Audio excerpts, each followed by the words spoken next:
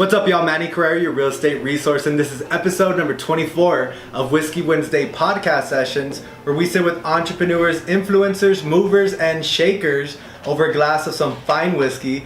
Today, we're going to be drinking Middleton Irish whiskey. This is very rare, and I'm going to be joined by my special guests, Fresco and Manuel Diaz, the owners of Zona Centro here in downtown El Paso. What is up, guys? How are you? How's it going, man? Cheers. Gentlemen. Welcome, Cheers. Welcome to Whiskey Wednesday podcast sessions. Happy to have you guys.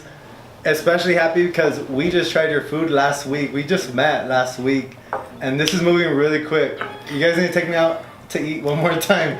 Moving really quick. No, but I'm super excited to have you guys on because I really think you guys are doing some big things here in the city with your new business here. And, you know, being a vegetarian / vegan some days when I could avoid cheese, it's a blessing to have, you know, a restaurant like you guys here in the city. So really happy to have you guys on and talk a little bit about, you know, what you guys do. Before we get started, we're drinking Middleton, right? Yes. That's what we're drinking. How's your whiskey? What do you guys think about the whiskey? Nice, malty. Malty, Anything you right? expect from an Irish whiskey. You're a fan of Irish whiskey, right? I love Irish whiskeys. Yeah. What is your favorite go-to whiskey? The lowest of the lows, Jameson, but it's delicious. Jameson. Yeah, but it's my favorite. Yeah. This one's actually made by John Jameson as well. So. Really? Yes. Huh? I didn't know that. You look on the bottom there. So talking to you, Manny, we're tocayos, Yes. right? It sounds like you know a lot about whiskey, or at least you appreciate whiskey. I appreciate right? whiskey, yeah. Yeah. Just talking to you, it sounds like you really kind of understand whiskey. I'm trying to still get my head wrapped around whiskey. I think it's a really interesting drink. What do you think, Fresco? I'm still trying to turn off the fire. This thing is intense. Yeah, it's got a smoky feel, right? Yes. Definitely. Very, very light. So when whiskey does have that smoky feel, what is usually the outcome, or why does it have that smoky feel? Mostly like a whiskey like this, it would be like the charred barrels. They Right. charred the barrels on the inside, so it gets that little smoky taste to it. Right. So we were talking about Scotch whiskeys, and Scotch is one of those that use peat, right? Yeah, they use the which peat. is the infamous smoke taste. I think that's Yeah. why a lot of other When companies people are like, "This tastes like cigarette," yeah, that's Yeah. that's peat, yeah. That's whiskey. So we're gonna be drinking some whiskey. We got our Topo Chico here. Again, excited to have you guys on. So why don't we start with you guys sharing, you know, with our guests here on iTunes, on YouTube, Spotify, who you guys are and what you guys do. Well, we're the creators of Zona Centro. Zona Centro is a Mexican eatery right here in downtown. It's pretty much a basic mom and pop type of a Mexican restaurant that we designed. It was supposed to be a simple idea. You come in, you get a burrito, and you're out the door. It wasn't designed for it to host any type of any type of like crowds or anything. It was just designed for you to pick up your food and be out the door. We're super tiny.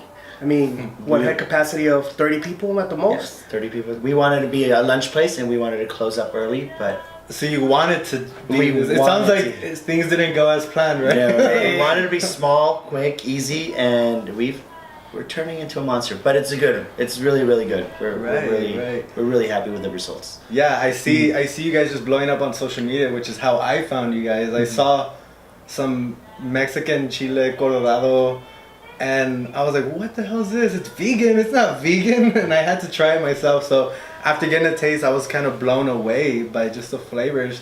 So talk to us a little bit about the business. What is Zona? Obviously, you guys are a Mexican restaurant. You guys have a lot of Mexican authentic flavors, especially well known to the city. Originally didn't start as a park and eat, but it's turned out as a little restaurant where people like to go hang out now. It's simple. Our main taste came from the southern part of Mexico. That's one of the reasons why we named it Zona Centro, was because the central zone of Mexico, it includes everything from Mexico City, Guadalajara. Main part that I grew up in was León, Guanajuato. So between those cities, we just kind of grasped different flavors and different recipes and such, and created something of a balance between there and here, and kind of made it our own. So once we created these recipes, we decided, okay, we're gonna put them out there. We're gonna let people taste them, and we're gonna have a go for it. I mean, we stood 110% behind our product, and up to the point where we were very confident that if you don't like it, you don't have to pay for it. We were gonna put it out there, and people were gonna enjoy it. and our demand just grew from one day to the next. I mean, we opened doors, and I want to say we opened at least to about 200 people our first day. Just first day line out the door, and that was on a lunch. 200 people, no marketing, no promotions, nobody telling. Like all of that came after we opened doors. But our first 2 weeks, we did not post, we did not market, we did not do anything. We just simply opened doors. Word of mouth. And the word of mouth spread. How do you think you guys ended up to that 200 person day? What led up to that? You know what was one of the big important things was that from day one we were there. So from day one we were there in the building, signing, painting, anything the contractors had to move, we were there with them, moving the walls, painting everything, anything that had to get done within there. Like people saw us actively there. Were people asking you what we were building, exactly. And we were there till 2-3 in the morning. Sometimes people are like, "What are you guys doing here?" So we were there to answer questions. Like, what are you doing out here at 2 in the morning? You know, and the most important thing was that we were there to answer questions, especially in downtown. One of the things that we experienced was that we had a lot of high traffic of people walking around. So obviously, with a lot of people walking around, it's gonna come like, "Oh well, we see you guys every day." Eventually, we want to ask questions, but we don't know. So we got to talking to everybody. Right. You know, anybody within the neighborhood, banks, offices, people were passing by. We were smiling and waving hi like if we had met throughout years. But that just developed that comfort zone for people to go ahead and ask us and be like, "What are you guys doing? How is it that you guys are doing this?" Once we got to talking, it got everybody excited. And sure enough, by the time that we opened, people were anxious to see what we were about. Right. And for those of you that don't know, so what we're talking about right now is we're not just talking about a regular Mexican restaurant here in El Paso, right? And that's what I think makes you guys so special, and that's probably what had that word of mouth, you know, in rapid fire mode. You guys really got that word out there because of the way you guys were going to approach this. You guys are approaching it from a whole different angle, you know, especially for being Mexican. We're talking about, you know, something that our grandma and mom made us, and now you guys are competing with that. So talk to me about the approach, you know, the special things that does differentiate you from the regular Mexican restaurants. Well, everything we do is always fresh. It's always homemade. It's always made every single day. You know, we don't like sacrificing quality, you know. So if we don't like having stuff sit overnight. So every day we have fresh food in that restaurant. Awesome. We never have like yesterday's food. We never have 2-day-old food. It's always that same morning. And yes, we look tired right now, but that's because we wake up every day at 5 in the morning. You guys been grinding, huh? We're there till 10 till close right now, you know. And that's what we do. And I think that's one of the successes that we've had, that we're there every single day, all day long, no matter what. You know, that we're running the place to make sure it's up to our standards. And I think that's how successful building a business comes about. Yeah, definitely. I think, you know, this is episode number 24, and these are the types of people that we've been having on the show, you know, entrepreneurs, people doing big things here in the city. And I can tell you that that's one of the most common things that I've been hearing, is every single person that's sat on these chairs is exhausted and tired and putting in 12 hours a day. You know, because at the end of the day, I think that's what you really have to do to build a business. And a lot of people think, you know, as a business owner, I got a DBA and I'm set. And you know, and most business owners are that we're not washing dishes. We're washing dishes, we're scrubbing floors, you know, we're cleaning restrooms. But that's what we want, because we want it to our standards, and it's been working, and that's what we'll keep doing. You know, and that's one of the things that, like, I want to say throughout my career, I've heard a lot of people say where, oh, well, you know, I'm getting to that certain age where it's time for me to rest a little, enjoy my life a little bit more. I need to open up a business so that way I can lay back. And every time I hear that, I'm right off the bat thinking, it's like, okay, that's a business failing. Right. You know, I thought to myself, it's like, okay, I'm getting older. I need to start a business so that way I have enough time of me grinding to be able to get it to be successful. So when I don't have enough time to work or anything, I can actually, you know, I have a successful business where then after that, I can actually go ahead and enjoy it. To enjoy, you know, life. But it's like I already know that it's like, okay, how much time do I have remaining in my work tablet or my work timeline? In that timeline, if I start too late of a business, I'm not gonna have that much time to put into the business. So I gotta, start early so I can put all that time into that business and have that time to grow. Yeah, Have that time for like the ups and downs, things like that, and eventually end up with something really good, which later I can enjoy.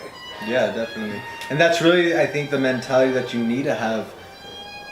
A lot of people have that misinterpretation that, like I said, I started a business and I'm just going to hire somebody and they'll run it.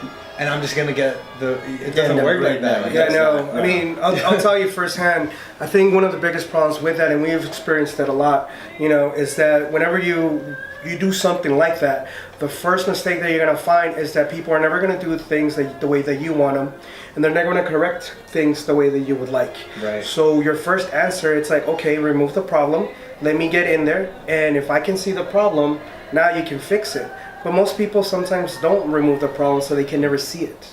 Definitely. And then I know we've experienced that even in this situation. We start off really good, and then we'll get one comment from a customer saying, "Hey, today the cashier didn't greet us, or the cashier didn't Cashier smile." had a bad day. Exactly, and it's, We had one of those. and it's stuff that nobody's gonna be perfect. We understand that, so we're not taking it down on the cashier. We gotta think it's like, okay, cashier had a bad day, and we talk to him and we're like, hey, if you're having a bad day, tell us, so you can jump to the grill, we'll jump to the front, and then all of a sudden that way you can go have a bad day in the back, we'll be in the front, and tomorrow when you're having a better day, you're back in the front. It's about a teamwork, Yeah, it's like finding that solution. But if you're not there as an owner, if you're not there, you don't know. Exactly. You don't know what you don't know. You try to fix the problem when it's a little bit too late. Right. And sometimes that'll hurt your business in a long way. Yeah, and I think as an owner too, you really have to set that bar.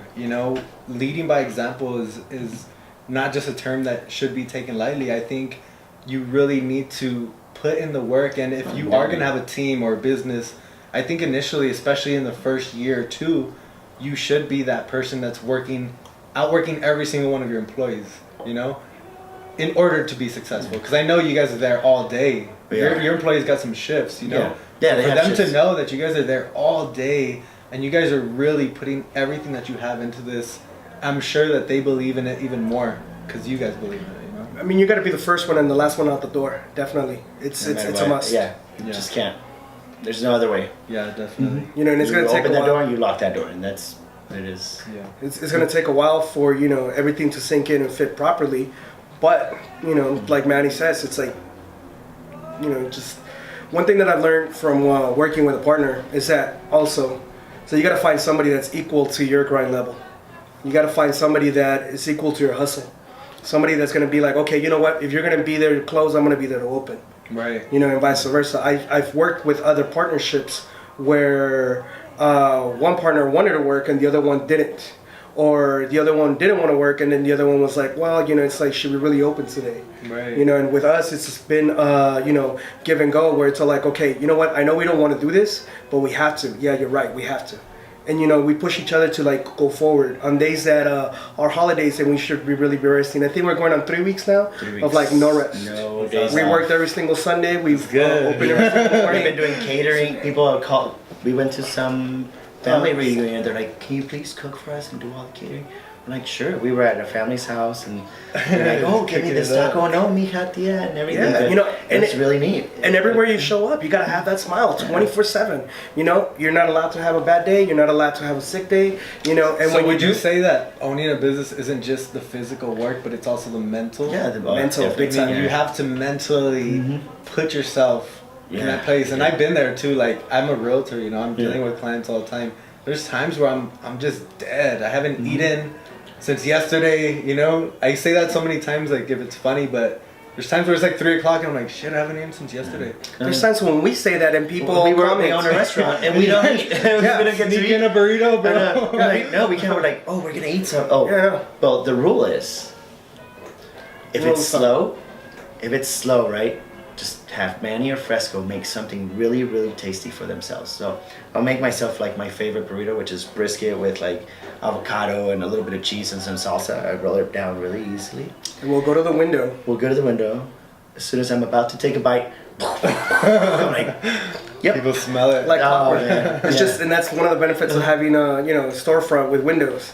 That it's like as soon as people are walking by, they're like, "What are you eating? I want some," and then they just come in. Yeah. So tell me a little bit about your location. I think you guys are situated in a really good location here in downtown. And it was an accidental location. We didn't even want that location at first. Really? No, we wanted the one right on Mills and Mesa, that little corner spot. It used to be an art gallery, I believe. Okay. It's right in front of the plaza. You know where Park Tavern is? International and all that? Yeah, that little corner spot okay, right yeah, on yeah. Mesa and Mills. And Mesa and Mills. That was the first spot we were looking at. And fortunately, somebody else had already put an offer for it. So our realtor told us, "Oh, check this one out." We're like, eh. And we ended up getting it, and it's probably the best thing that's ever happened. Yeah, it's. I mean, you guys are located right downstairs of an apartment. Yeah, an apartment complex and everything. And then that building is going to be renovated now. The HVAC the air conditioners didn't work, so we got really, really lucky. That's awesome. That's really good. I love that location. I love the building. I love the park right down the street. Yeah, once we started knocking down walls, we were like, this is it. This is the place we need to be at. This is way better than the other one. So how long have you guys been in business for, officially? Officially, it's going to be 9 weeks tomorrow. So 9 weeks into it, what was your first day like, that 200-person day? It was a headache. It was rough. Yeah. It was a headache. I Just think we I was the weren't meanest and organized. grouchiest person ever. But I mean, you know, we've worked together. You would be happy having that. No. See, this is the important part of finding a good partner that like balances you out. Like I'll be the mean and I'll be the grouch, but I'll tough things out and I'll get it done. Right. So it's like I've always told my team, it's like I will never do anything that I haven't. I mean, I will make you do anything that I've never done myself, right. And that's a sure fact. I'll do it. Am I mean? Am I a grouch? I'll do it. But we'll get through the storm and everybody will make some money. So I've always, held that up on me. Manny, on the other hand, he's always like, okay, we're gonna get everybody together, we're gonna get everybody in line, and so it's like with us, once I'm getting, a little bit too crazy, he's like, hey, calm down, let me take over. I'm like, all right. He's the one I pushed to the back. Yeah, so I'm like, all right. I got this. I got the people now. Let's go. Yeah, we switch places. And it's I don't take it personal. It's part of the game. It's like you got to know exactly where you got to be at in your role, and it's shifting. It's about finding the strengths and weaknesses. And at the end of the day, no matter how we have like on a week, yeah, and that was one of the things. We go out and have one of these. Exactly. No, and that was one of the biggest things that happened on our first day was that it was chaotic. I already knew it was going to be chaotic. I'm like, it's going to take us at least a week or two for us to find a rhythm within the kitchen. Right. How are we going to triangle? How are we going to move? How are we going to shift? And the thing about it is that our kitchen is not designed as a closed kitchen, and then you have the restaurant in the outside. It's an open kitchen. So as people are coming inside the door, the first face they see is either Manny's or myself, and as they walk in, we're there to greet them and say hi. It's like literally that small, to where you see us. But now we got to figure out, okay, am I going to get the customer? Am I going to explain everything that there is to go? But then what about the person that came behind? And then how are we shifting lines? So of course we had this whole idea, and we kind of like worked it out where we're like, okay, we're going to shift. We're going to do this. Once that first day came, it went out the window. Like there's no way, no. Yeah, we were like, no, now we need to fix this and that. But I knew it was going to take us at least 2 weeks. So that's why, again, it was like, okay, this is not working. Send them to the back, send them this. Right. And now we're to the point where we have probably about 4 different formations for like us plays, to work. Like a football team. Yeah, well, because I mean, we have like the typical man-to-man where it's like, you go and you grab one customer and you follow that customer all the way around. The zone where it's like, okay, I'm in front of the grill. I have my other kitchen person working, fixing tortas, wrapping burritos, whatever. And then you have Manny talking to the guest and putting all the ingredients in it. So that way he passes it back and forth. I think we got zoned the other day. Yeah, so he'll... If you see me writing down stuff. Yeah. So then like the whole bag, the whole being like, what do you want? The whole time, my back will be to the customer, but because I'm like in the tortilla, I'm just hearing him out. It's like, well, I need this, I need that, and tortilla's coming, bread's coming, this, and it's just being dished out. Wow. So it's like sometimes I'm not even paying attention to him. I'm paying attention. I'm tuning out the conversation he's having, and I'm waiting for the customer to tell me. It's like, you know what? I'm gonna go with a tortilla. Boom, tortilla's already. Never mind, it's a bowl. Okay, never mind, bowl. And I'm just hearing cues. Yeah. But again, it took us time to get to there. Right. It did. But like any new business, you don't have a lot of time to wait for that to flow. Right. You gotta catch really up just quick. figuring it out. Right? Exactly, and this is one of the things that are like in your new business, you can't just rely on saying I'm gonna open it up and I'm gonna allow the manager to teach, employees how to do this because they don't have the willingness to learn as fast or just like you. They don't have that urge. And that manager's not gonna have your vision, Right. That I think manager's, that's something that you're really gonna have to create, and over time, somebody's gonna have to buy into your vision. Yeah. And that's why I always say it's like, whenever you start a business, you got to be 100% involved in it, so that way you can see I've worked this section, I've worked that section. What was the things that needed to be done, and then you start looking for that type of person that fits that particular section, and you're like, okay, I need somebody that's going to fit this. I need somebody that's going to fit that, and you start building your team. Right. But it's going to take some time. You can't just do it right off the bat. It's a lot of trial and error. Yes. it has been. I mean, I think the part of I wouldn't call us successful, but we've been pretty successful compared to our own expectations. And another part that comes with success is the fact that as soon as you're successful, people are offering you things. Right. So we get offered, it's like, oh, well, let's go do a new location. Let's go do a food truck. Let's go this. Problem that comes with that is same thing that we're talking about right now. Yeah, the same vision. And not only that, we can't leave our restaurant yet, Who are you going to put? Yeah. Because if you take one of us out, that means now you got to replace them with a person that has that same vision. And if you haven't found that person, why force it? Right. All you're going to end up doing is bleeding both businesses. Mm-hmm. Yeah, right now I think you guys need 100% focus, especially being at 9 least weeks. for the next year. Yeah, you guys are still super fresh, And that's what I'm saying. The temptation is there because you see it and you're like, it's flourishing, it's good. The system works, the idea is great. Let's People do it now. money at you. You're like, yeah, dude, you're like, no. Sometimes, no, really, literally, like, we've had people like, I've got money, dude. Let's open up another. I'm like, no, dude, no. Yeah, it comes to a point where we just have to reject people, which is, it's difficult because I want to say us, like everybody else, is probably like starting a new business. A year prior to this, you're counting your pennies, you're counting your things, and you're trying to figure out like how you're gonna pay the rent. You're trying to figure out how everything's gonna go, and you're like, okay, I'm hoping for one business to go successful. Then the following year, all of a sudden the coin flips.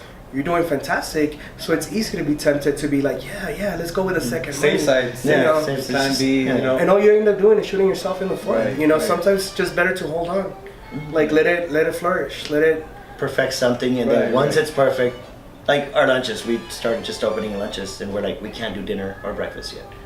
Lunch has to be perfect, and that's how we started. We're like, only that's lunches. good because that's really how you guys are gonna perfect your vision and your idea. And then now we're moving towards breakfast now. Yeah, and once we felt like lunch was already good, we started doing breakfast. And nights, we've been open nights, but we don't expect a crowd till probably the middle of November when the Festival of Lights starts coming in. Right. And then once that happens, it's more of the things coming. You don't always want to throw everything on your plate. You just want to kind of space it out. Right. It's that's smart. That's good advice, especially for you guys still trying to figure it out. Yeah. And you talked a little bit about the partnership that you guys have and how important it's been, for you guys to be able to work together and have those strengths and weaknesses and be able to identify them. So, what would you guys say is some of your strengths and weaknesses that you guys can kind of balance off of? Maybe your weakness is definitely one of his strengths. So what are kind of your roles? You know what? Like, we've learned a lot from each other this past, because I used to work with him before. I used to work for him before at his place, at his other business that he had. And we never really got to talking or anything, it was just like, do this, do that. Cool, I got it done, But now that we're business partners together, I've noticed that it's kind of weird to say, but like all my flaws are like not his, and he kind of like yin and yangs them out, and like it's the opposite, like we both like keep each other in check. We're like our own checks and balances, and I think that's awesome. Like I'm actually, I do all the numbers for us, I do all the payrolls, I do everything like that, He takes care of most of the food, but then when we come together, we talk about it, and we know everything that's going on already. We're, so we help each other out so much that it's really good, you know. I mean, I get sick, he's like, I'm there all day from 7 in the morning till 11 at night. Right. He got sick, I was there from 7 in the morning till 11 at night, you know. Just us, you know, we're like, cool, go home, get out of here. Don't even be here, you know. Right. And so I think we've built a really good bond, especially when we were doing construction. Yeah. And that's when we really got to know each other, and we're like, dude, don't do that, you're gonna hurt your finger. And I still did it anyway, you know, and I still got a nail through my finger, and that's okay. You know? Like, you were right, dude, you were right, you know. And I think that's one of our biggest strengths, is that we always admit to each other. We're like, even though at first we're like, no, you're not right, that's gonna be wrong, and then after a while we're like, dude, you were right, you know. I think like having a partnership, I think you really have to take that pride away too, right? Yeah, and that's what we've been doing. Admit when you're right. And I mean, I'll be the first one where I'll tell you, my mom, it's like very, like, she's one of those like moms where she'll be like, you know what, no, mijo, like this, do this and that. And my mom, I think, is like the first one to be like, no partnerships, because, you know, your dad's been with this and that, and everything. And I was just like, it's okay, Mom, I'm going into partnership with Manny. He's all like, well, you remember Manny? Manny worked with us. Oh yeah, you know. And one of the main reasons why, like, I liked working with Manny was because, like how he said before, when we, you know, when he worked for me, it was like, it was like having a workhorse where, like, I told him, it's like, get this done, it would get done, you know. And one of the things that I liked about that's when I worked for other people, I was their workhorse, you know, and they were like, okay, we need to get this done, this is the objective, this is the budget, boom, get it done. And I would go beyond my needs, you know, probably spending money out of my pocket, doing things, you know, that I shouldn't be doing for other people in other places. But at the end of the day, it was my signature, it was my work that was gonna be out in the open. So I didn't want my work to be, you know, half-assed. Exactly. Yeah. You know, I wanted my work to be like efficient and fantastic, and I just wanted to, like, anything that I make, I wanted to sell out. Yeah. So that's the way that I worked. And that's one of the things that I saw in Manny when, like, you know, whenever I tell him to do things, that it was like, it didn't matter the cost or anything. It was like, yeah, we can do it. And then he didn't ask, like, well, why, or like, how are you gonna do it? He's like, cool, like, let's get it done. And that's the way that I was, where I was just like, hey man, if there's the will, like, I'll find a way. Right. So when it came down to, like, us working together, you know, like Manny said, like, one of my, like, biggest things was that, you know, at what time do you clock out and have the other guy jump in? And a lot of times it was like, I'd be picking up the phone and it's him already at the hardware store and I'm like a block away, or vice versa. Like, I didn't have to worry about, like, oh, I have to call you on time, or I have to do this. Yeah, like, you were both equally there, you know. And granted, we had other jobs during construction, you know, and like full-time jobs and everything. Yeah. It's like, man. But it was like we had to get it done. Right. You know, and we knew that it's like when it came down to, like, push and shove, it's like, hey, this is your part, I need you to get this done. It got done. Yeah. You know, and vice versa. And that was one of the things, you know, also, like I mentioned, trust in what each other's work is. We have assigned, what is it called? Responsibilities, yeah, that each of us carry. And we know that it's like, okay, you know, this and that has to get done, otherwise the event's gonna flop. Right. You know, I had an accident where I fell off my bicycle right before one of our biggest events. Sorry. Okay, I didn't fall. Tell us the story though, please. I technically flew across downtown. Yes. Were you going down that hill? I was going down the hill and I got caught up in the tramway tracks. On my bike went like inside the tracks, and then as soon as it went inside the tracks, I'm like, that's it, it's over. And then a second later, I go out flying, I fall on the pavement, and the first thing that I do is, like, try to reach for the sidewalk so I don't get run over. By the trolley that was behind him. The trolley was coming? There was cars and this trolley right here. This one right here. That's why I wore this shirt today, because I knew he'd tell that story. See, we're gonna draw. You would have been the first streetcar accident. Yes. Yeah. Involving a pedestrian. So that was me a day literally right before one of our biggest events. Like, this event has blown up for us. I want to say this event probably has put us right now on the map as far as El Paso cuisine, restaurant, and things go. Yeah. What event was it? Vegans at Night. Vegans at Night. Vegans at Night. I'm all like, Vegans at Night has definitely made us a staple in the cuisine, restaurant, vegan community. Yes. And, you know, with a small amount of time that we've been open, I want to say that's the one that opened the doors for us.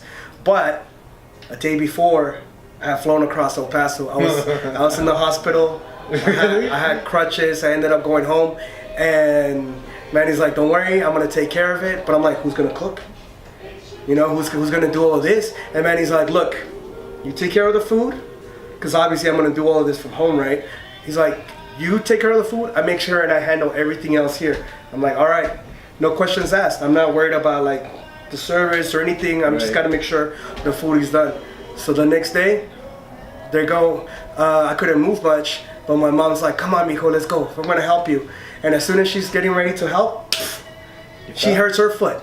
She sprained her foot stepping outside the sidewalk. So then she was out and she had to go to the hospital. So now we're both on crutches and we're both trying to cook. And Manny's like, I'm not freaking out yet. I'm like, no problem. I was freaking out. But like I said, I'm the one that freaks out. And that's why he's in the front and I'm in the back, because I'm like, you know what? You take care of it. So your role is mainly cooking the food, making the food, right? Food, yes. Yeah. Tell me a little bit. We talked briefly at the restaurant when we first met, but talk to me a little bit about your background. I know I'm hearing a lot of business, and this isn't your first business, I'm assuming. No, I had a bar before. It was called Barman. It was on Mesa. The same thing. We started as a small, wanting to be just a little pub, neighborhood bar, and then all of a sudden grew to a big monster. I want to say like just so big, to the point where I couldn't even handle it. We have too many employees, too many people going in and out, too many things that just unraveled. But the thing that was always sacred to me and that was always pleasant was my cooking. I think we did tacos and tortas. So it wasn't as extended as we had over here, but it was just simple tacos and tortas. And then within our first year, we won Best New Restaurant in El Paso. So beating out, what's that one restaurant in the by Cielo Vista? Fountains? Yes, but gosh, I forgot his name. Chris? That was that Mexican restaurant.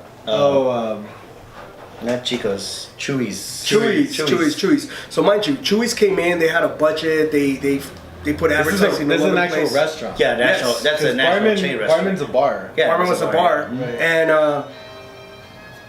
And Chewy's had a budget. It's an actual restaurant. They're throwing money all over the place, this and that. And we just came in with really good food, really good cooking. And up to the point where we had like everybody from Mesa Grill, every other chef from like up and down the street, chefs from Craves, everything just coming in and eating our tacos, eating our cuisine. We had a, what is it called? Semana Santa. I'm trying to figure out the name in English, but I can't remember it. But anyways, we had Semana Santa, where you can only eat fish, right? Yeah. Oh, it's like, and you can't eat red meat. You can't eat holy. Lent. There you go. Lent. Okay. Lent. I forget the Holy name. So that's what I was saying. yeah. So we my had. mom doesn't watch this. No. Like money, Right. So we had that, and every Friday we would just do an extended menu of different cuisines. Again from Guanajuato and things like that from southern Mexico, just to make a difference from like our tacos, and people were just coming in and they loved it. It was very home based. It was very home cooking. Both my mom and myself, along with one of our other cooks, which his name is Juan. He like us three, like just prepared everything, cooked it, and took it out. And from there, that's where the award came. We were nominated, and sure enough, we ended up winning Best New Restaurant. You had cooking skills. You got the cooking skills. I want to say I'm the worst cook out of my family. I give credit to my family probably having a best taste, which means to say that if you come into our restaurant and you taste our cooking and you think that is fabulous, You should see his mom's cooking. You should see my mom. Really? It's on a whole other level. So is that one of your inspirations? Definitely. You know what my biggest inspiration is that my mom always told me, it's like, you know what, you can feed everybody a certain way, but you don't have to like alienate people to do it. So I was very picky when I was growing up. I didn't like chiles rellenos. Just the whole chile thing, this and that didn't really like hit my head. And one of the coolest things that she would do was that, like, instead of like feeding me separately or giving me something else to eat, she would make the chiles rellenos, make the sauce and everything, but then make some eggs on the side, put them in within the sauce. So the flavors, everything was the same as the chiles rellenos. They would cook with it, but now she would be serving me that egg with the sauce and everything on the rice. So I'm getting the same flavors, the same things, just without the ingredient that you didn't like. Exactly. So the way that she would flip it and the way she would turn it, I figured, I was like, cool. That's a neat way of a parent to cook for a child that's picky. And as I grew older, I figured out that I wasn't the only one that ate like that, or the only one that was weird, to the point where like, oh, you're so picky. The more and more I learned that there was like more people that are like, oh, I don't like this, or I'm picky about that. I figured, I was like, okay, how could I, attend those people? Like, how can I hit that demographic where it's like I can feed them, but at the same time feed other people, and everybody be able to enjoy a meal together. Right. Yeah, and I think that's really one of the hardest things to do is reach those people, especially the vegan community, right? This is one of the most pickiest of eaters. Not picky, I think. But maybe they're just, in El Paso, I think it's not that there's vegans are picky eaters. They're just very limited. Very. We did a little bit of research, and we would go to other restaurants, and we're like, oh, do you have any vegan options? And they would say something like... These are restaurants that are not vegan restaurants. Yeah. Because, vegan restaurants, we knew that, we were going to bump into stuff, so we didn't bother, going to, other vegan restaurants. By all means, we're not, judging other vegan restaurants. We're just saying, normal restaurants that people, frequented, a lot. Trying to see if, as a normal person, we would find those. Can you? Yeah, and it's hard. I can tell you, me and my girlfriend. And they would hand you a salad. They would hand you hummus. There's no options. Yeah, hummus sucks. We talked about this the other day. Hummus sucks. I don't like hummus. I don't. And that's one of the main options that you have. Yeah, they're like, I have hummus, and you're like, no, okay. And that was one of our biggest. Give me cardboard. No, that was one of the biggest things that I found out, that anywhere I went, anytime I mentioned to anybody that I wanted vegetarian food or vegan food or any type of accommodations, the first look in their face, one, their waitresses didn't respect you at all. They just gave you the turnaround, why are you even here? And they're not really that knowledgeable too. No, exactly. Which you tell them and they're like, I don't know. Let me go ask. They have salads. Yeah, and then so that does definitely alienate those people. I know we feel like that a lot. I'm telling you, we go to... And I hope you guys didn't feel like that at our place. No. I'll tell you the real experience that we had. We went, and I had just seen it on social media, so I was like, we got to try this. We were a little skeptical. I was still even skeptical when I was looking at it, because it looks like the real deal Holyfield. This looks like meat, And you could tell us a little bit about... I know you brought some examples, so we're gonna take a look at them right now. But when we first got our bowls, we ordered some bowls.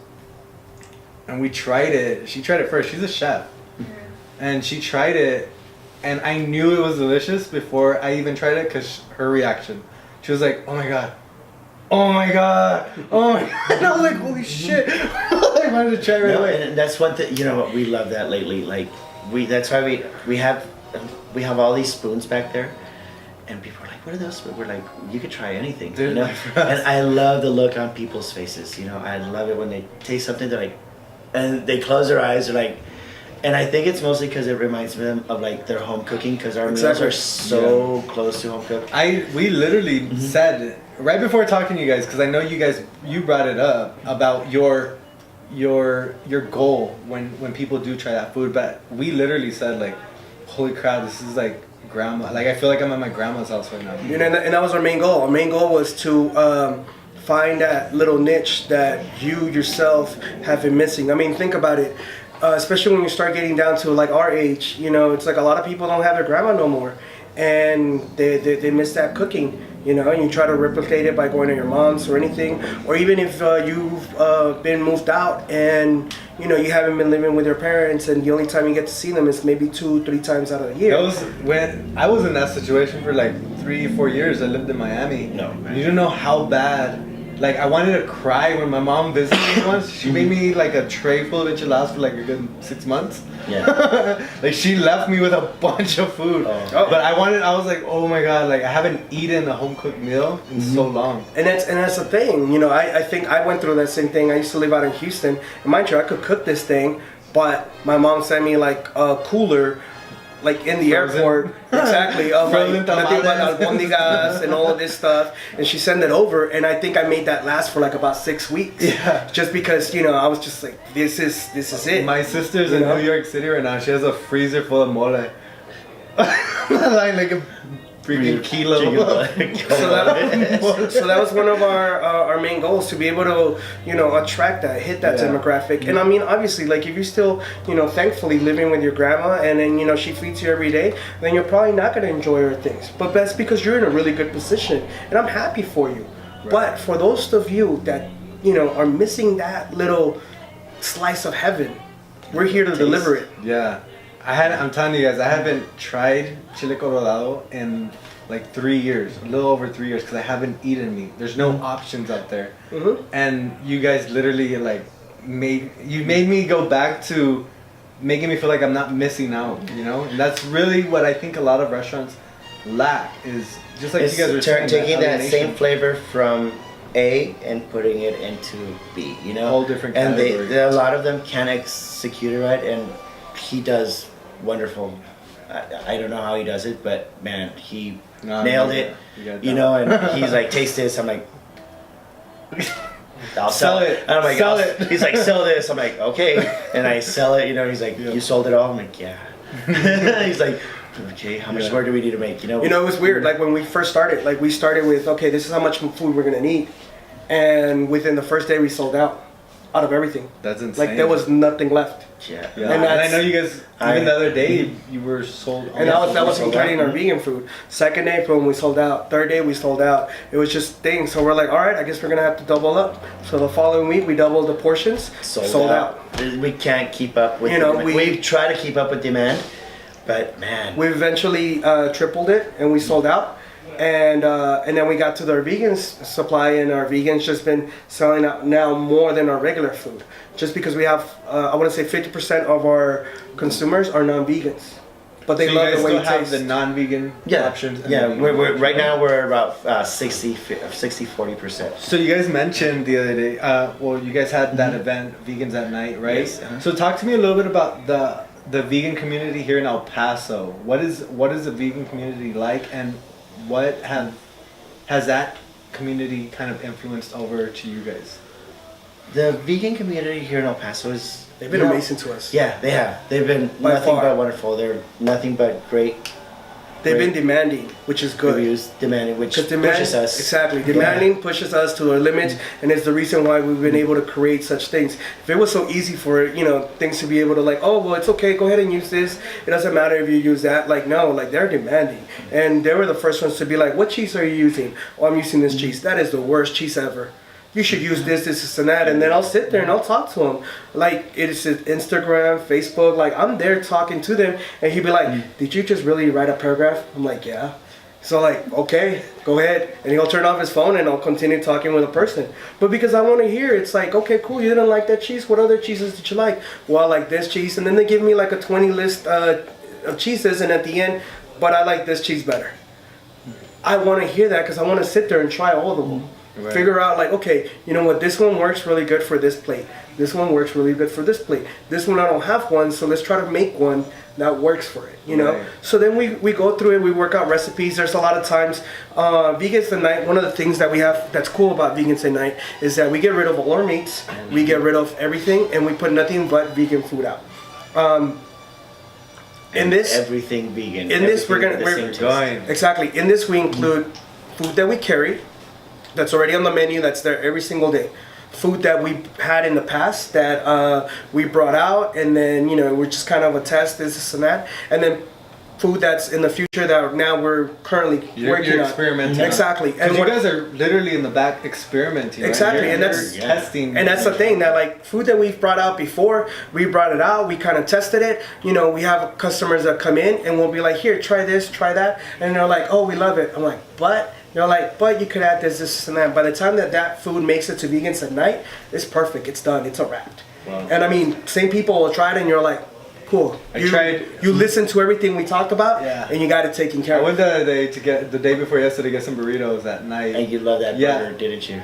That you handed me a spoonful of some I like cut off a little bit of that. It's a burger that the new patties that we're gonna be making. It was really good. And, and I didn't only give it to you. I gave it to 4 other of our regular vegan. We had the burger there, and we were like, "Here, taste this." Taste this. They're like, "All right, cool. I like the taste of this, and that." I was like, "How would you like it if I made it with chorizo?" I would love it. Sold. I'm all like, "What about this?" Sold. You know, and it's just how we go about things. We really like to get involved with the community and people that are hear eating thoughts right? and ideas and, you know, criticisms. Like, we love criticisms. We love people that tell us, you could do this better. We're like, yes, we can. Check it out. Yeah. So if you guys ever go in there, just tell me the food's good just because you feel you have to. Like I said, tell me it's horrible, please. like we stand 110% behind our product, and if you don't like it, you won't pay for it. Like, bring it back to us, we'll return your money, no questions asked. Like, I do not have like a problem doing that. What I do have a problem with is people not wanting to like explore outside of their palate. Right. That's something that I'm just, especially when we're providing you something that's just like the real thing and everything that, I'm telling you, 50% of our clientele is non-vegan, but they just love the way the flavors jump out. The way that, like, when we do a pozole, you can taste this, you can taste that, and you can taste this, and then all of a sudden it comes That's how together. I first saw you, got introduced to you guys, was a pozole. I saw a vegan pozole, and I was looking, and I was like, it doesn't look vegan though. I was so confused. I was like, that was the seitan, like, are you seitan sure? pozole that we made. Yeah, that's insane. So talk to me a little bit about the menu. What's in the menu? What kind of foods are you incorporating, especially for vegans at night? Because I know we're gonna catch that for sure. Well, this month we're gonna be bringing out.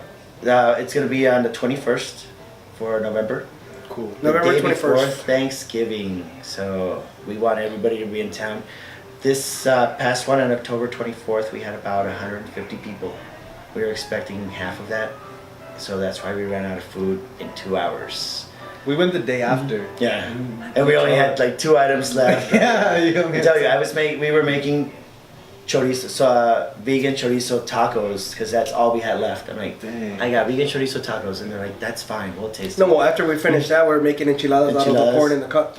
So it's like everything we had left corn in the cup, enchiladas, we're and making corn in the whatever cup we can. enchiladas. Yeah. Things like that. sounds And good. then that was the thing. We were getting the escabeche out. We were cutting it up, mixing it with the corn, and making enchiladas out of that.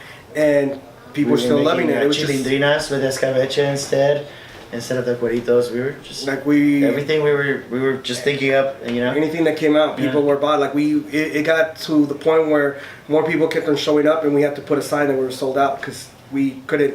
Like there was no more to serve. Yeah. So then our next one coming up, we have like a couple more things that we're preparing. Especially is going to be the burgers.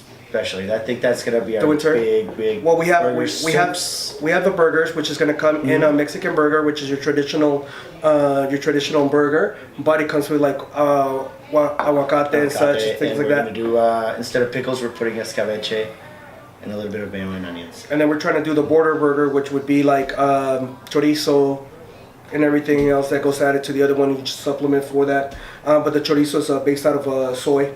So it has a particular taste to it that just gives it a whole new other world. Right.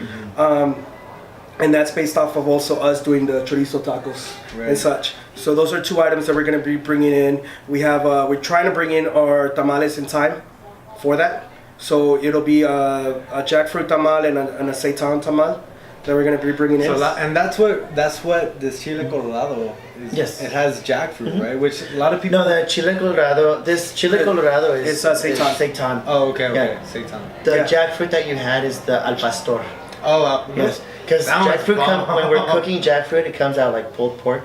So it shreds really So we easily. made it like al pastor. Such a versatile fruit, right? It is. Yeah. It's So supposed to She cut one up. Do you guys cut it up? Oh yeah, it's intense. Yeah. No, that's Tell me about the smell. Oh my God, this is not- it penetrates. You know. See, that's the thing. Like it penetrates and stays with you for a week. Yeah. So if you can avoid cutting it, I would encourage that. Yeah. With that, come with us and let us handle that because it's annoying. It's something you don't want to deal with. It's This jackfruit, for those of you that don't know, is like 60 gigantic. pounds, right? Yes. not only It's that, about but it's only seasonal. So it's only available in the summer. You can't get it in the winter. You don't get it like this big in the winter, and it's not good.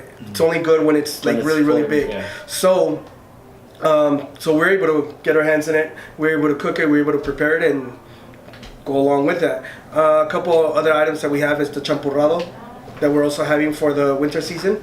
We're also coming up with our buñuelos. Our buñuelos, we have them already in stock, ready to go. Let's bring those over here so we can see these some of things. this. So these are we got all vegan buñuelos. buñuelos made with agave instead of honey. Yeah, so they have the agave honey. We replace that over the Right normal natural honey. So we got This is it. This are buñuelos right here. OMG. Yeah. So those, you go ahead and bite into And it. then please. right now they're available Break this off at before I the. make Here, myself. bring it off right here. Right now they're available in the store, but we are taking what's it called, reservations, right? Or no, orders for the winter season. Winter season. So we'll be taking orders for tamales, you know, because I know my family's got at least 2 people that don't eat meat, you know, and it's really hard for them to see everyone eating tamales. Exactly, and they're right? like, You feel like the cinnamon, It's already sweet. all the flavors just really jump out, and that's our main Usually you thing. need you the need to honey. put syrup on it, but no, You none of need these. honey, Yeah. syrup. So then those are like our big items that like we're working on, but we have like one big giant major one that we're trying to perfect. Right now we want to say we're about like 50% almost done, and that is our brisket. We're trying to Saw it. we're trying to finalize our brisket. Yeah. I've been like, oh my God. Every day when I'm hungry, I'm like looking at your page. Yeah, our main goal is for you to be able to grab the brisket, slap, We'll have Cut a it. butcher's block. exactly, Yeah, be able to cut it at home.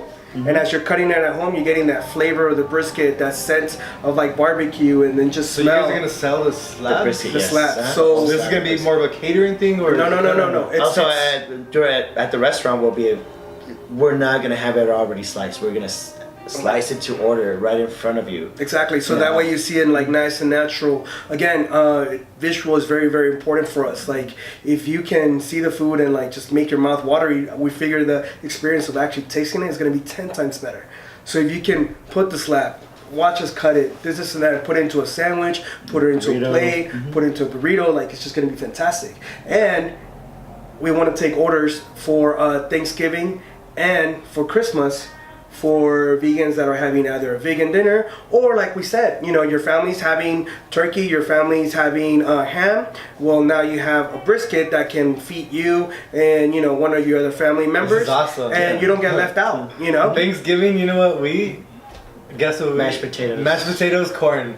Exactly, and then that way, like, That's it. you know, Oh my a big thing about us is that we've always, you know, throughout our endeavors, no man should be left behind.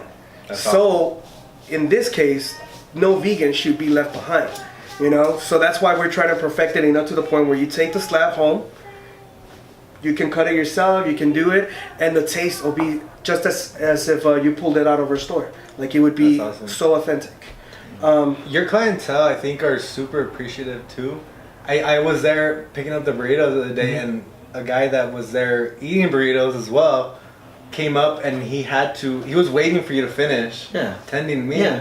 and he just had to thank you and tell you that was some of the best And vegan food that he's You know eaten. what? You know? That's it. Even if it's not the vegan food, it's on both sides of the line that we have. People just say thank you. That was delicious. Like today, you know. I think that's what we're really in it for now. We're like, man, you know, people love this place. People love our service. They love our food. You know, they love everything that we're doing down here. You know. I mean, don't get me wrong, we've had some awesome jobs. Yeah. We have never had a bad time in any of our jobs. We've worked everywhere. I mean, I've been a radio DJ, I've been a club DJ, I've owned I bars. think that's where I know you from. Yes. Radio. Yes. I think I've seen you a lot. I used to work in Power 102. That's right. You had a Power 102 shirt. Yes. When I saw you, and Yeah. I'm like, it's the only one that still fits. Well, like Manny has worked the ins and outs, you know, all over the place. But what I'm trying to get with that is that I want to say this is probably the most rewarding job we've had. ever had. Where Just people are awesome. like, this is amazing. Thank you. Yeah. You know, You know, it makes all the difference. It's the motivation that keeps us going day in and day out. Definitely. I Yeah. could see that. And like I said in the very beginning of the podcast, I'm just excited to have an option like that because there's not a lot. There's you not know? a lot. I And could literally there should name be the a lot vegan more. restaurants on my hand. And actually, that's exactly how many there are in Yeah, Paso. I think so too. Yes. Because these are the ones that I know. One on the east side, one up here, one here. There's probably two on the east side, isn't there? I believe. Well, you got Queen's Table, Queen's you Table. got Lick. Look it up. Oh, Lick It Up Yeah. is over here. Mhm. You also have Just another great place. I mean, those two places are Green, wonderful. a Green Tree Yeah. over there. Joy Tree. I'm sorry. Joy Tree. Mm-hmm. You have a lot of not a lot of options, but you have options now. But, No, and the more the merrier. But I if you mean, live like on the west side and there was nothing, I was on the east side, far east side. Yeah. Bro, it just tells craving. Yeah. and don't get me wrong, like the more the merrier for us. I mean, Yeah. the last thing that we want is people just going to one place and being like, okay, well this is it. No, on the contrary, because I mean we've lived it with any type of business. It's like you go to it so much that you get tired of it, and then that's it. You can't have it no more. Yeah. Like you're fed up. So the more the variety, the more the merrier, business. man. Please, I mean, yeah. actually, one of the things that we did with Vegans at Night was that we try to involve other businesses. So if you know you're a business out there, and you want to get involved with Vegans at Night, just reach out to us, and we'll put a table out for you guys. You know, it's like awesome. last time we had a pastry chef. She came out and she put out her own pastries. She sold them. she sold out within the first 2-3 hours as well. You know, and I mean Yeah. we could have made the pastries, but we didn't. We that was not. It's not our thing. It's not our thing. We're not pastry chefs. We're you not know, like- interested. yeah. We were interested in sharing the wealth, getting more of the community involved.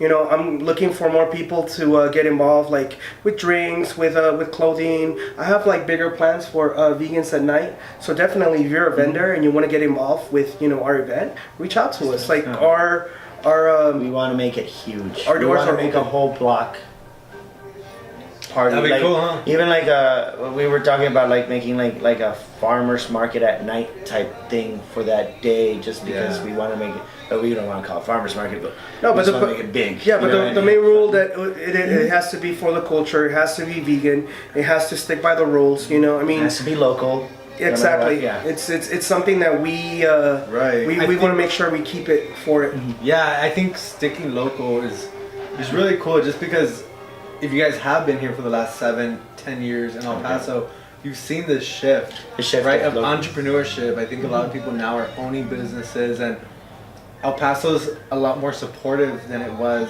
years ago. It's no longer the Applebee's city, you know. It's no longer that. Yeah. You know, because everyone's like, let's go to Applebee's. I'm like, okay. You know, but no, now it's like, 'Cause let's that's all go to there this is. new restaurant over here, own Right, locally. let's Let's try go to something this new. restaurant, it's own locally. You know? Right, and you have so much things happening now in the city. I think every weekend there's artists coming in. There's Artists There's coming in, something there's happening shows, here, There's you know? something downtown. I know we're like, well, we shouldn't open on Saturdays, but now Well, we have we're this open on thing. Saturdays because there's this event, there's that event. We're like, right. from now on, we're open on Saturdays. You know? Our sales have incremented on Saturdays, like every single Saturday. They just keep on getting bigger and bigger and bigger. That's insane. And now it's the thing again. Now we're looking into like, should we open on Sundays? People keep on asking. You guys are closed on Sundays? That's the only day we're closed. Yeah, But like we're closed, but we're Chick-fil-A. still working. You know, We're still It's- working. You guys are doing everything. We're still doing Chick-fil-A. like- yeah, I we're still- always crave Chick-fil-A on Sundays. Yeah. I know. Well, see, that's the thing. We're still doing caterings on Sunday. Oh, that's cool. So that's the thing. We've been working more of an like, event in and day out. for Yeah. you guys. Okay. Exactly. So we're still doing a lot of things. We still have like more things planned in the future. It just so happens that right now we're trying to pace ourselves as much as we can and try to enjoy the moment because everything's going by so fast. So fast. Right. Like I said, people are like, let's open. We're like, no, just.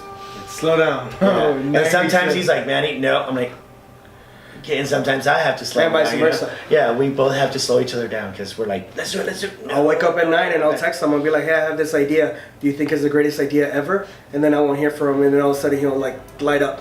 Yes, it is. I'm like, do it. okay, cool. I can go back to sleep. Yes. That's cool. So, you know, being in this situation where you guys are growing so fast, I'm sure there's been a lot of learning involved with this, right? So, Yes. what has been one of your biggest lessons in the last 9 weeks of, you know, operating this business that seems to be catching fire right now? Never underestimate your market. That's my biggest lesson. I'm like, we're gonna sell this, we're gonna sell that. That's it, you know. And market changes, and you have to change with the market. You can't just stay. Did in you one guys place. start off offering vegan options? 2 vegan options at first, just to see what happens. just to like we said, we 'Cause don't, again, we didn't like, want to alienate anyone. You never want to leave Yeah. anybody behind. The idea behind Zona was a place where everybody can go in and have a meal and you weren't alienated. Right. So just like how we had already done our market research, because I've done it so much with like normal meats and tacos and other foods and such like that, I wanted to have an idea where, okay, vegetarians and all that can come in and they don't feel, they don't feel left out. You know, I Everyone think could eat, you know. Exactly. That's what, have you seen our line? We're like, hey, do you want cilantro? Do you want onions? And you Right. notice that everything's separate. We don't Yes. have the cilantro and onions already mixed. It gives you kind of that. Yeah, we're like- that. the tomatoes are like, almost feel. Yeah. The you know, when you're avocado, going through the line. the avocado is by personalizing. itself. We don't like to mix it because people don't like jalapenos in their avocado. Right. People don't like tomatoes. We want you to have your meal your way, the way you want it, Right. and You're we building don't. your own. Yeah, meal. we don't alienate anyone. You know, yeah, everyone's happy. we're very big on, you know, it's like your meal is gonna be yours and it's not gonna be replicated, you know, unless you're with like certain someone that's like, I want the same thing, and even then it's gonna be a little bit different, you know. We're very big on that idea. So our main thought, our main goal was just to be able to be like, cool, how can we maintain everybody happy? We know we can't do it, but how can we get close enough? And Yeah. the market And it just- changes and changes Yeah. and changes. Exactly. Never And the good thing, underestimating. and the good thing about our system is that we can change with it really easily. We could be like, okay, we Because stop. you guys are the Yeah. decision makers. Mhm. You Yeah, guys and we get could be like, okay, to we determine change it, we the change it, we change it. direction. And that's the that's thing. one of the biggest lessons I learned. We have like two employees, and I walk in and I tell them, I'm like, we have one rule, and that's that we never say no. I'm all like, and if we're forced to having to say no, I better have an option of how I'm gonna replace that before I even say no. Right. You know, so if I come to like, oh, it's because, you know, I don't have that, it's like, hey, you know what? I might not have that, but this over Try here this. is way better. How are you gonna try that? You know, and like I told you, we have that policy that if you don't like it, you don't buy it. So the customer, they isn't sacrificing anything. They can take a dive into it, and if they like it, you know, which has been with us, I want to say 99.9. You know, Yeah. there hasn't been any We've returns had, I yet. think, one person. Yeah, but, one But person. you can't please it. But it was everybody, basically right? because it was too spicy for them. I think Yeah, that was that was the the only thing. reason. What? Like, No. She wanted to try picadillo, and the picadillo was too spicy for her. And we're like, perfect. Now I know exactly your Yeah. level of spiciness. Right. Let's try this one. Right. You know. That's awesome. That's awesome. It sounds like you guys definitely have. I mean, you guys are so fresh. You guys are so fresh, and it sounds like you've already been in business 3 months, 4 months, which is really cool. What would you guys say is next for you? What is next in plans? What do you guys have planned? I know you're still fresh. I know you're still trying to figure it out. Like I said, or more like we were saying, like part of like the things that you want to avoid or things like that. Like for me, where avoid trying to overplan things. Because I know I want to overplan things and I want to think, okay, locations, multiple this, money comes from here, money comes from there. We can grow, we can manufacture, we can do so many big things, and I have like so many big ideas. But then the problem is that I'm thinking so far ahead that I forget to do the things I need to do now. Be present. Yeah. Exactly. to stay to our Zona because it's Exactly. our Zona, you know. Exactly. Yeah. It's like I leave people and things along the way thinking about over here that again you leave gaps for there to be errors, for there to be mistakes, you know, and that's one of the things that, you know, we've that you have to avoid. And thinking into the future, we're constantly thinking, okay, that would be good, but table it. That would be good. So honestly, we don't know what stands in the future. We definitely like to get a little more of a beer and wine involved. We know we were looking into that. We are getting we are thinking about a beer and wine license. Another thing that we're looking into is mass producing some of our lines, and so that way you're able to ship them out to like people that live out of town. Oh, that's So that way, like, you know, like you said, it's like, oh, I have a cousin over here that has this, that they can actually like order through a website and be shipped out. Thinking about prep meals. So like, you know, people downtown, you know, they work 9-hour shifts, you know, like sometimes 6 days a week. They don't want to go home on a Friday and cook, so we have their plates ready as they order it. You know, here you go, a full family meal for 4, 5, or 6. You know, so mom doesn't have to cook anymore. right. You know. Is your clientele only in El Paso? No. No, you know what's been funny was that ever since because like I told you, when we opened up, we didn't open up with any social media thing or, you know, just to the magnitude that we have right now. We first wanted to focus on our basis, get everything done, and then that was going to be our step 2. So we opened up, we dealt with like our customers there, we were doing good. Yeah, we had a little post, 1 or 2 here, you know, basic, nothing like big. But then once we got behind it, behind our marketing, behind our advertising, behind everything, it just blew up. And now we're getting a lot of people that are driving through El Paso. So they'll be driving from here back to Dallas, from Dallas back to LA and such. And like you said, there's not a lot of many places they can go. And the first thing that pops us is us. So they'll pull in over and then they'll just order with us. That's awesome. So we're getting a lot of out-of-towners just coming through. That's You know, really RV good. vans, they're parking next door. You know, they're like, hey man, they are like Really? yeah, they they park their buses. People from out of town. They're like, We're on the we go. heard about you guys. Yeah. We're like, thank you. and we're like, really I guess the marketing is working. You know. Social media is insane. I mean, It is. right now you could definitely position yourself to be very successful. Especially Instagram. Instagram Yeah. is like a That's my monster. niche too. Yeah. I love Facebook, not so much anymore as that used to be, but I think Instagram. just Instagram has everything that Facebook has and Snapchat and well, that has. Facebook had, you know, because Right. now with the It's new just a Facebook, picture goes 1,000 in ways, and you know, like it's like they tell you, like never go too cheap. Like just focus on a really good picture, on a really good photographer, on a really good lighting, Right. and try to sell your product. You know, half of the time, you know, your product will go up like a good 20%, 30% if you have really good lighting on it.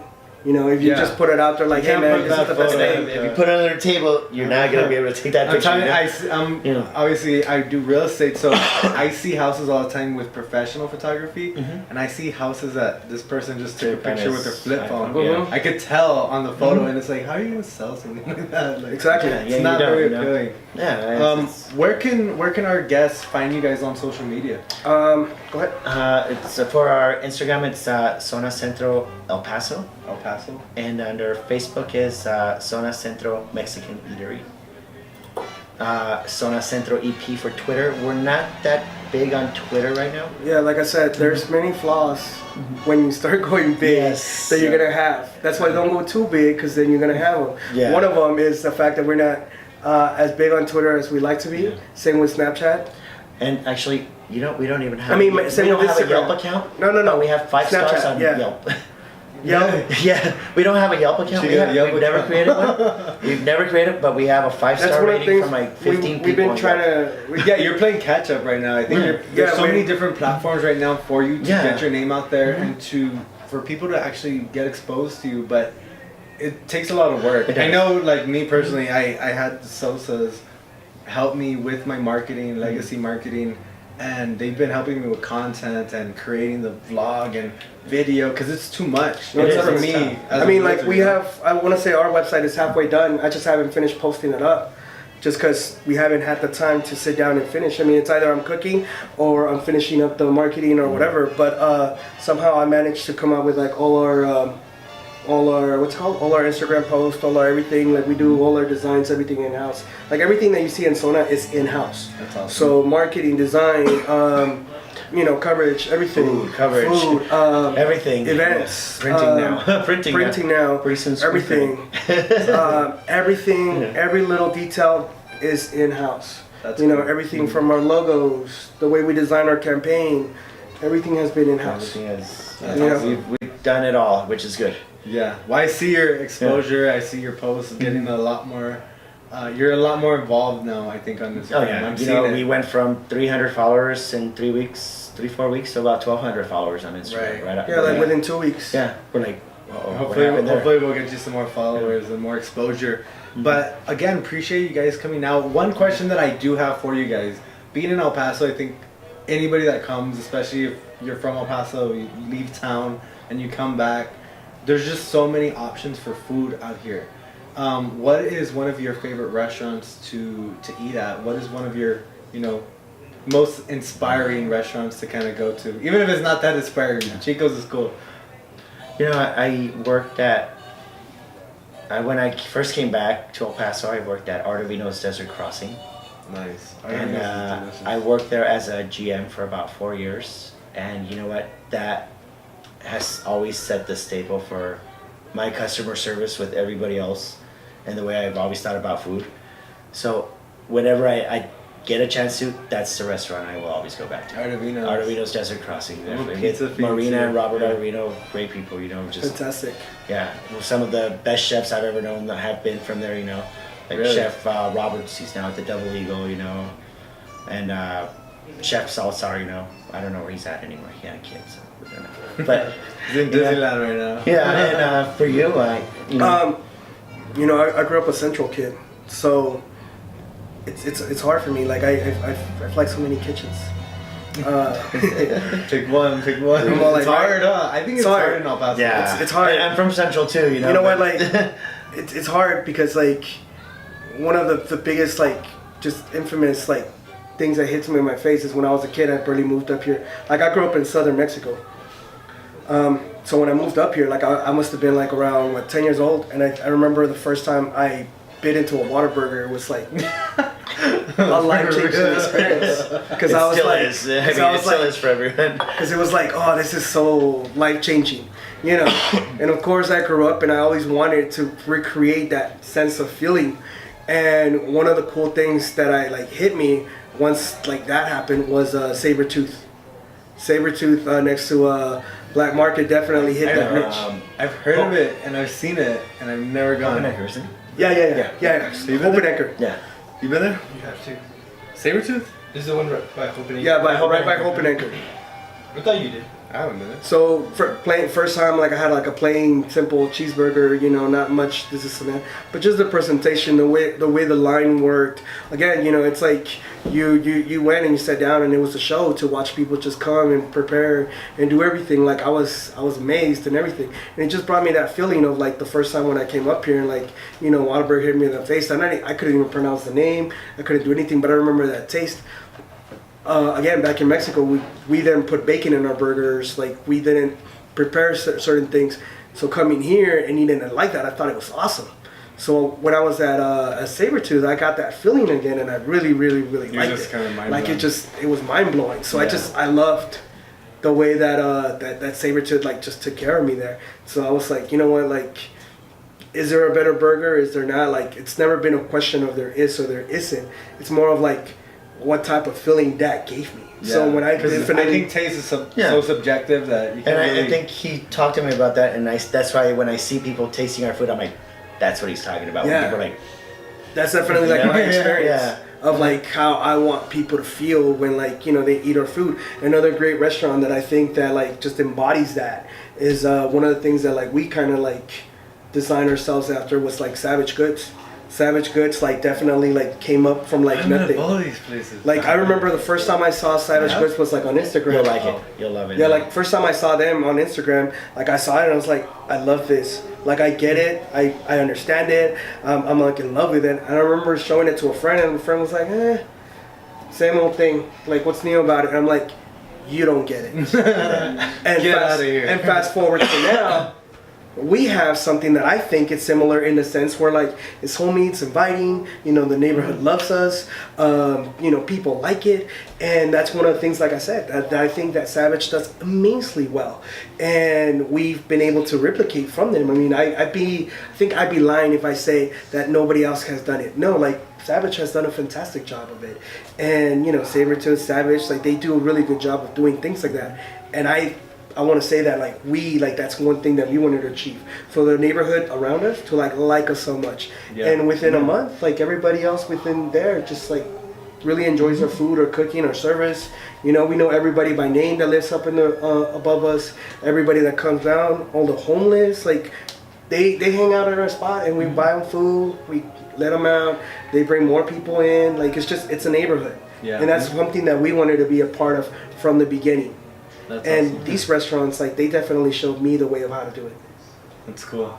Staying local, staying true. Staying I think local, is very definitely. important. Very important. And, yes. and growing that culture that you guys are going after. Yeah, and staying humble, you know, like don't think of other restaurants as your competition or, oh, well, why are they doing that? You know, just, hey, you know, Like I said, there's tons of people in this city, you know, and it might be Yeah. the smallest, biggest city in the world, but, you know, Definitely we're El feels like Paso and there's enough for everyone, you know, and Yeah, definitely. I agree, and I wish you guys nothing but the best of luck. I'm really excited to see where you guys go. Not only in the next 9 weeks, but Next in the year. next, year. That's gonna be really exciting. Just because I know and I see where you guys are going. I think you guys have something really special. So again, I wish you guys the best of luck. For our viewers, before we end off, where can they find you guys? What's the address? 218 East Mills. It's right across the street from the post office. So if you're going downtown and you see a building on the top that says Electric City, right underneath in the corner spot, 218 East Mills, it's Zona Centro. Zona Centro. Make sure you guys stop by and check it out. Fresco, Manny, thank you guys so much for stopping by. If you guys haven't checked out their restaurant, make sure you guys definitely check it out. Give it a shot. I promise you guys aren't gonna regret it. And also make sure you guys tune in every single Wednesday where we're gonna be interviewing entrepreneurs and influencers just like Fresco and Manny here, and hearing their stories, seeing what they're doing here in the city. Again, appreciate you guys. Thank you guys so much for being on the episode. We'll see you guys next time. Thank you.